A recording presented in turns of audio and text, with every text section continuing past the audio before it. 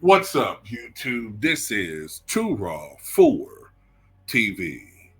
All right, so before I get into this video, I want to give a big shout out to the brother Zach Hankins for the donation to the channel via the Cash App. Much respect to you for showing love to Too Raw for TV. And he wanted to get my opinion on, I believe he wanted me to get my opinion based upon how the note was put, how I feel the Clippers are going to do acquiring MarJon Beauchamp and Bogdan Bogdanovic from the Atlanta Hawks. Now, MarJon Beauchamp was acquired from the Bucks in a trade in which the Bucks, in return, received Kevin Porter Jr. Now, a couple of years ago, before he got into that trouble, Kevin Porter Jr. was averaging 19 points a game for the Houston Rockets. So this guy could ball. You know what I'm saying? Bogdan Bogdanovic was traded to the Hawks in exchange for basically, I think Tyler Mann, I believe his name is Tyler Mann, and is it Tyler Mann? I know it's Mann. It's his damn name.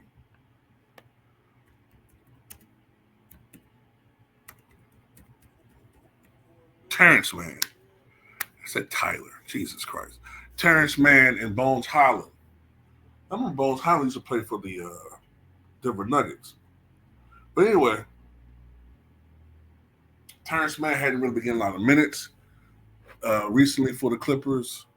I think the same is true for Bones Highland. Now, for the Hawks, I don't know if this is, I mean, they get depth with these two guys, right? You get depth. But as far as their outside shooting, I think it gets a little worse.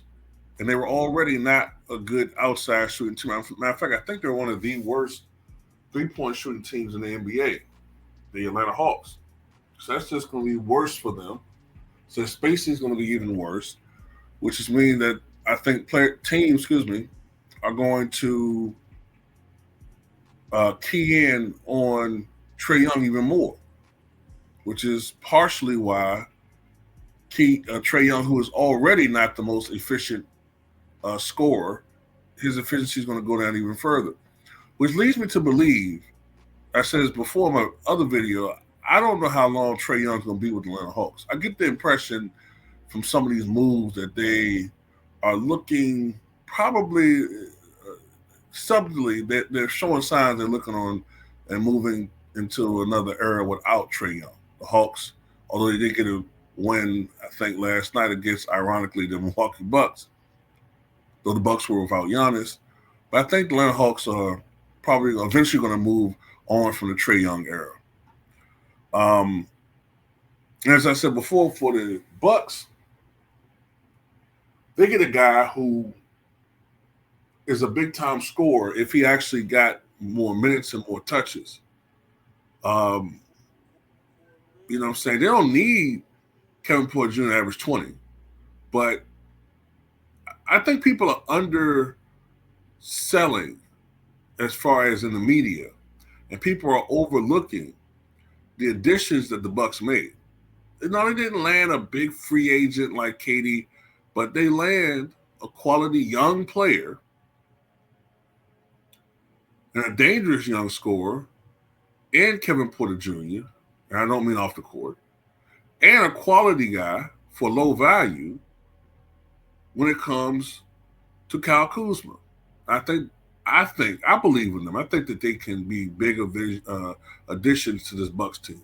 It's going to take time, um, you know what I'm saying. But I think Bucks fans will eventually look at these additions as solid moves for them. Now let's talk about the Clippers, right? MarJon Beauchamp didn't really fit in with the Milwaukee Bucks. He never really got into their rotation. Last year, he played in like 40, almost 50 games, I think, for the Bucks. He shot 48% from the floor, 40% from three. I think his main thing is he's supposed to be a good catch and shoot guy with decent defense. Okay, but he just never quite fit in with the Bucks. I don't know whether it's just a Doc Rivers thing. You know, I hear rumors it's about his confidence wasn't there. He just seemed to be regressing as a talent. I don't know. I think it's a combination of different factors as to why he didn't work in Milwaukee. Hopefully, he can be productive with the Clippers. You got James Harden, who's still a really good facilitator. Maybe, you know, his ability to be a catch and shoot guy, because that's something that the Clippers seem to be lacking. A guy that can shoot from outside consistently, hopefully, at least from a distance, consistently. Hopefully, MarJon Beauchamp can provide that for the Clippers. Now, Bogdan Bogdanovic, to me now, I think he's more of a wild card because he hadn't been shooting well this year for the Atlanta Hawks. This is a guy who's a 38% career three-point shooter, one of the better three-point shooters in the NBA. I saw that prior to this year, he never shot worse than 36% from outside. So the 30%, it seems to be an outlier, right? You could also blame it on injuries, right? You could say, well, you know, just having a down year. But he's also 32. Now, in some players who are 32, they're a young 32 or they're an old 32. So it could be a warning sign that Bogdanovich could be in the decline stage of his career. Or maybe it's just, like I said, an outlier, an aberration this whole year. Potentially, with the Clippers, they get a solid outside shooter, a proven scorer, and they need offense. The Clippers, they desperately need offense, which is why they got, like I said before, a guy like MarJon Beauchamp, a guy who, if given opportunity, can definitely score.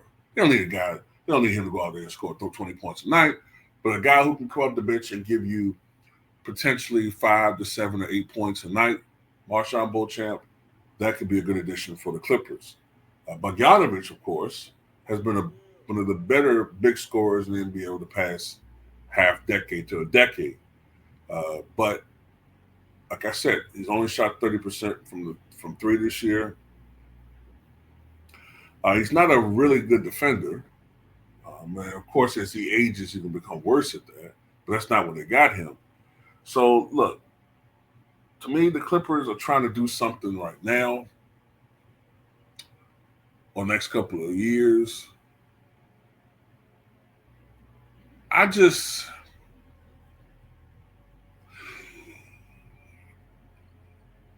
mean, I think the Clippers have definitely overachieved compared to what we thought they were going to do when we heard about Kawhi Leonard being hurt. Beginning of the year, we all thought, man, the Clippers aren't going to win nothing but 30-something games at best. It looks like the Clippers are going to win maybe something along the lines of, 48, 47 games. Let's see something right here.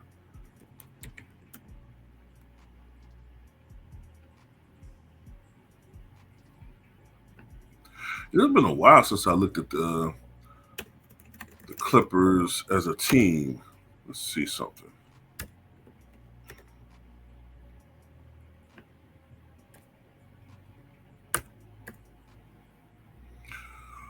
It seems like lately, though, the Clippers have been kind of more up and down.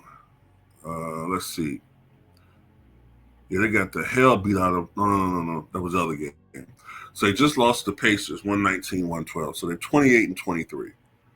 Okay, so they're seventh in the Western Conference. So they're just outside of the regular playoff. Um, right now, they're just outside the regular playoffs. And they're in the play-in. 28-23. So they would be on pace to go something like what is that? Maybe 46-36, 45-37. They average 110 points a game, 23rd in the league, hence why they're looking for more offense. Their defense is great. They give up only 107.7 points a night.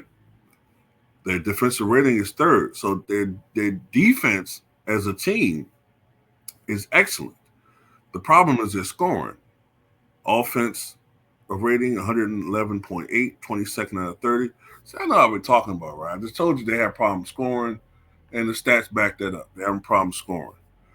So that makes sense, the additions of MarJon Beauchamp and Bogdanovich. I just think the bigger risk is Bogdanovich at this point. Is he listed as a teammate here?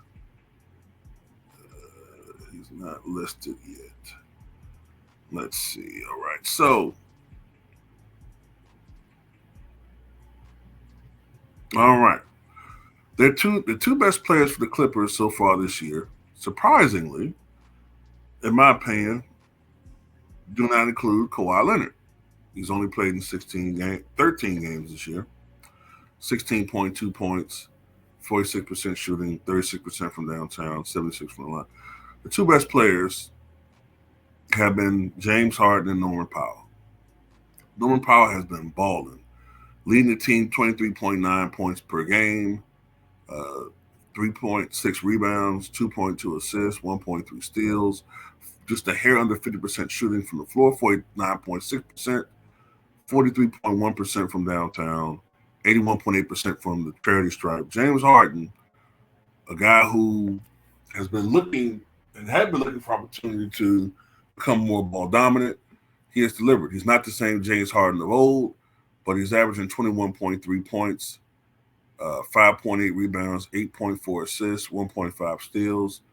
Only shooting 39.5% from the floor, but he's shooting 34.4% from three-point range, 89.3% from the line. But it's his facilitating and getting guys in position to be effective.